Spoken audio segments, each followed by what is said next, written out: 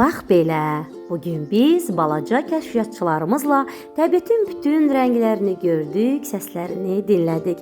İlbizdən təyyarəyə qədər hər şey bizə yeni bir dünya açdı. Puxları üfürüb arzularımızı göyə çatdırdıq. Əgər siz də bizim bu maraqlı kəşfimizdən zövq aldınızsa, videomuzu bəyənməyi unutmayın. Canlılara toxunmaq uşaqda qayğıkeşlik hissini oyadır. Balaca bir canlının onun barmağında olduğunu görmək uşağa öz gücünü hiss etdirir və eyni zamanda bu gücün necə zərif istifadə etməli olduğunu öyrədir. Mən ona zərər verməməliyəm, o çox kiçikdir. Bu empatiyanın başqasının hisslərini anlamağın ilk addımlarıdır. Belə ki, 3-4 yaşlı uşaqlar üçün təbiətlə birbaşa təmas, xüsusən də ilbiz və parabüzən kimi kiçik canlıları müşahidə etmək, toxunmaq sadəcə əyləncə deyil, həm də çoxşaxəli bir inkişaf laboratoriyasıdır. Uşaqlar dünyanı duyğuları vasitəsilə tanıyırlar. Məsələn, parabüzən. Kiçik bir parabüzəni qorxutmadan tutmağa çalışmaq və ya ilbizə barmağın ucu ilə toxunmaq uşaqdan böyük bir hərəkət koordinasiyası tələb edir. Onun quru, hamar və bərk qabığını hiss etmək uşağa fərqli səthləri müqayisə etmək imkanı verir. Bu təcrübələr beynin neyron əlaqələrini möhkəmləndirir. Müşahidə zamanı uşaqlar parabüzən niyə qanadlarını açır, ilbizə toxunanda niyə qınına girir kimi suallar verməyə başlayırlar. Bu kimi suallar uşaqların məntiqi təfəkkürünü işə salır, səbəb-nəticə əlaqəsini tapmağa çalışırlar.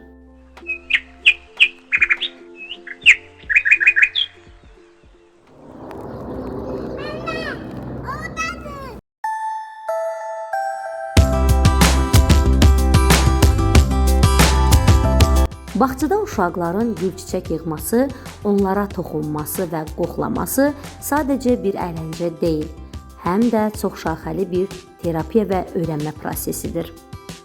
Gülün inci sapını qırmadan tutmaq, onu düzgün nöqtədən qoparmaq və ya dərmək uşaqdan böyük bir diqqət və əl qabiliyyəti tələb edir. Bu hərəkət barmaq uclarındakı kiçik əzələləri işlədir ki, bu da gələcəkdə yazı yazmaq və rəsm çəkmək üçün təməl hazırlıqlardır. Bugün uşaqlarımızla sadəcə gəzmədik, həm də öyrəndik. Canlılara toxunaraq, quşların və təbiətin səsini dinləyərək ətraf aləmi hiss etdik. 3-4 yaşlı uşaqlar üçün belə müşahidələr onların həm zehni, həm də emosional inkişafı üçün çox vacibdir.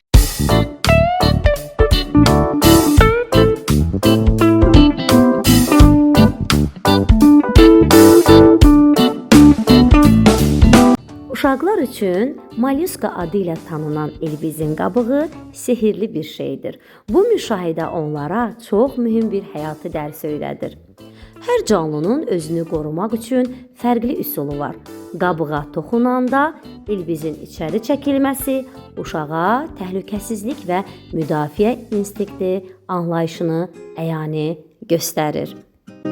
3-4 yaşlı uşaqların bağçada parabüzənə toxunması və onu müşahidə etməsi uşağın inkişafının 4 əsas sahəsinə birbaşa təsir edir. Bu nədir, niyə sürüşkəndir, niyə uçur, niyə yeriyir kimi suallar uşağın bilinməzlik baryerini aşmasına və təbiətə olduğu kimi qəbul etməsinə, bütün təbii halları ilə qəbul etməsinə kömək edir və uşağın tədqiqatçı ruhunu alovlandırır. Torpaqla və bitkilərlə təmas uşağın sinir sisteminə sakitləşdirici təsir göstərir.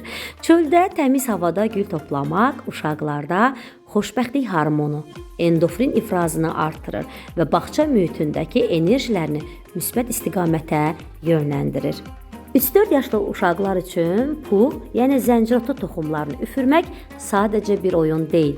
Onların fiziki və nitq inkişafı üçün ən effektiv logopedik məşqlərdən biridir. Nitq inkişafı artikulyasiya aparatının ən vacib faydalarından biri uşaq puxu uçurtmaq üçün dodaqlarını dairəvi formaya salmalı və nəfəsini müəyyən bir nöqtəyə yönəltməlidir.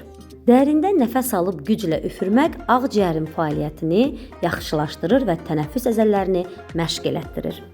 Pedaqogikada belə bir deyim var. Uşaqlar təbiətdən hərəkətlidir və gördükləri hər şeyə dərhal qaçıb toxunmaq istəyirlər. Pişiyi uzaqdan izləmək uşaqdan səbir tələb edir.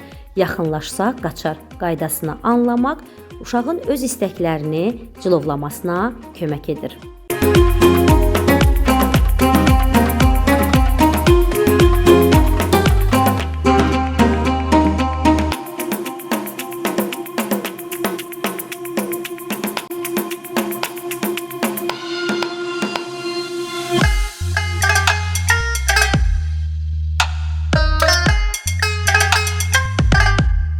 Parabüzən çox kiçik və sürətli bir canlıdır.